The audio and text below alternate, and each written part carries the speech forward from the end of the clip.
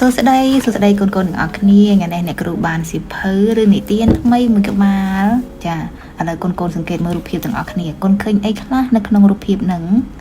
ចាឃើញដំរីចាដំរីធំមែនទែនហើយមានស្នែងវែងទៀតកូនឃើញអីទៀតចាឃើញរូបចាបឃើញអីទៀតមើលឃើញអីទៀតនៅក្នុងរូបភាពហ្នឹងចាឃើញផ្កាឃើញដើមឈើឃើញស្មៅអញ្ចឹងកូនដឹងទេថារឿងនឹងមានចំណងជើងអីគេចារឿងនឹងមានចំណងជើងថាលើកូនអានជាមួយអ្នកគ្រូទាំងអស់គ្នាដអំម្ដំរអីរៃដំរីចអេចេដតជាងតយើងអានថាចិត្តបអាបាដបបាបដំរីចិត្តបាបអូឥឡូវយើងទៅអានទាំងអស់គ្នាចង់ដឹងថារឿងនឹងគេនិយាយអំពីអ្វីចារឿងនិទាននេះបង្រៀនឲ្យយើងដឹងថាធ្វើបុណ្យបានបុណ្យធ្វើបាបបានបាបកាលពីយូរលង់ណាស់មកហើយនៅក្នុងព្រៃហេមពៀនមានស្ដេចដំរីមួយគ្រប់គ្រងហ្វូងដំរីចំនួន 80000 ក្បាលស្ដេចដំរីចិត្តល្អណាស់មានក្តីមេត្តានិងមានទឹកចិត្តចំពោះសត្វដទៃជានិច្ចកាលនោះមានចាបមួយក្បាលធ្វើសម្បុកនៅគម្លាតព្រៃក្បែរជើងភ្នំចាបបានពងនិងភ្ញះបានកូនចាបជាច្រើនថ្ងៃក្រោយមកមេចាបដឹងដំណឹងថា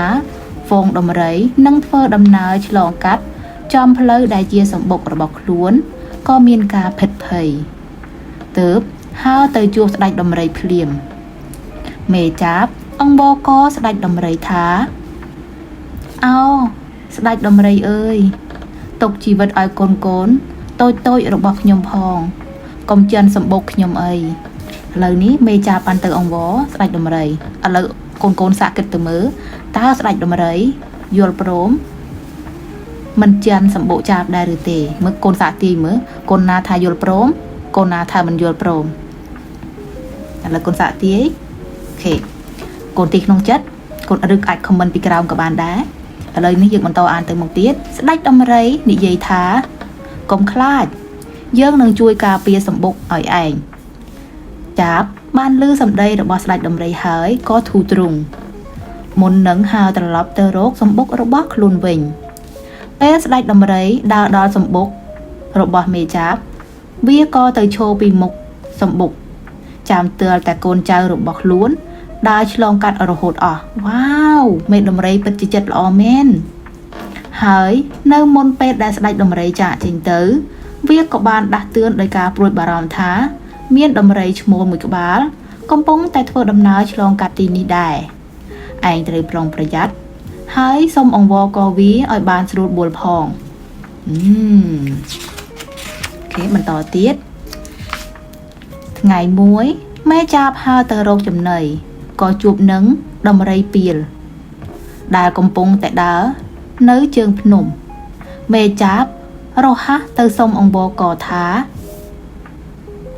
អោលោកដំរីដ៏មានអំណាចសូមមេត្តាអាណិតកូនតូចរបស់ខ្ញុំផងកុំជឿនសម្បុករបស់ខ្ញុំអីដំរីពីលក៏ស្រែកខ្លាំងថា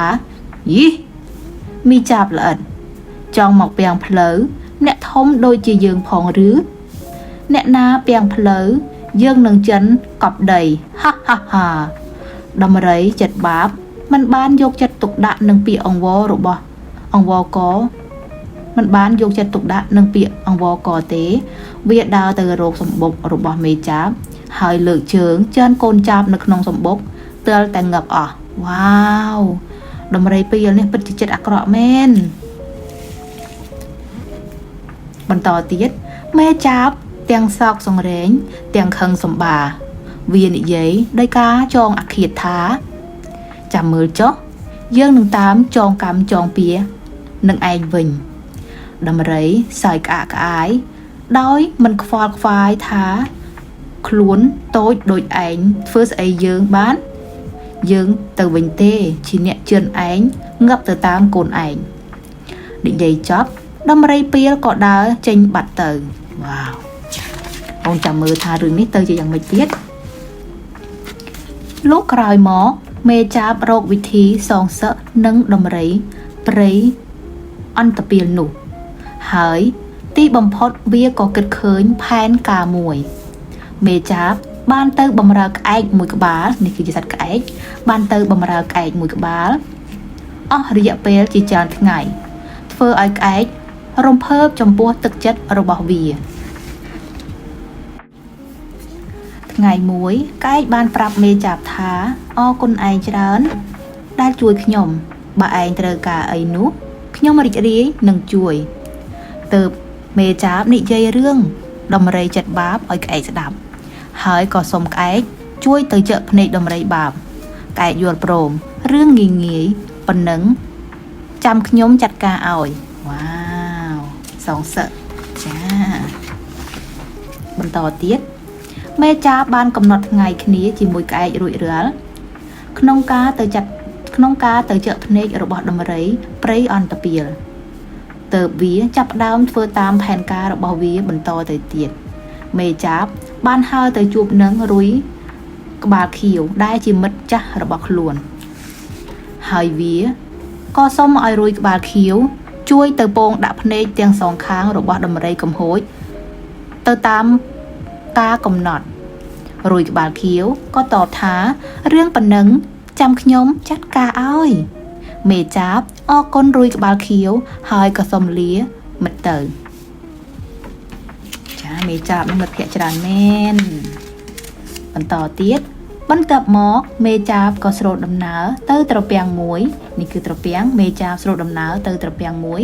មេចាប់បានទៅអង្វរកង្កែបមួយក្បាលឲ្យជួយស្រែកនៅលើកំពូលភ្នំស្រែកទើបតែដំរីកំហួចទៅដល់បន្ទាប់ពីនោះ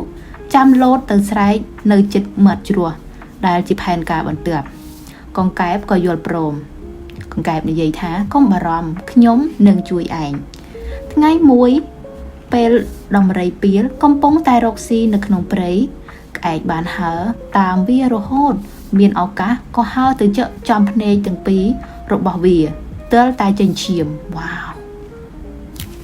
ចាគុណមើលរូបនេះ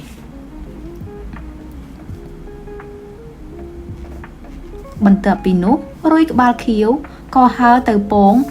ដាក់មុខរបួសនោះប៉ុន្មានថ្ងៃក្រោយមក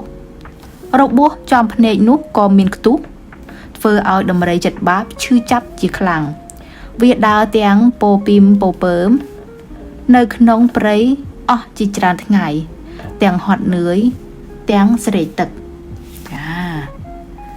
នៅពេលដែលវាបានឮសំឡេងកង្កែបយំក៏គិតថានៅជិតនោះមានត្រពាំងទើបខំដើរទៅតាមសំឡេងកង្កែបយំ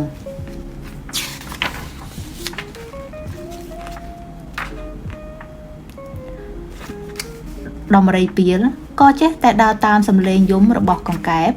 រហូតដល់កំពូលភ្នំមួយកង្កែបឃើញដំរីកំពុងដើរចូលមកជិតក៏ស្ទុះលោតទៅមាត់ជ្រោះព្រមទាំងស្រែកយំខ្លាំងៗដំរីក៏ដើរពោពីមពោពើមតាមសំឡេងកង្កែបទៅដល់មាត់ជ្រោះហើយក៏ធ្លាក់ងាប់នៅពេលនោះទៅចា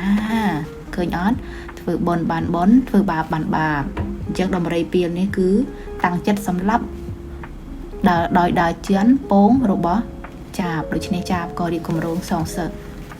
អញ្ចឹងបានយើងតែងតែបង្រៀនឲ្យកូន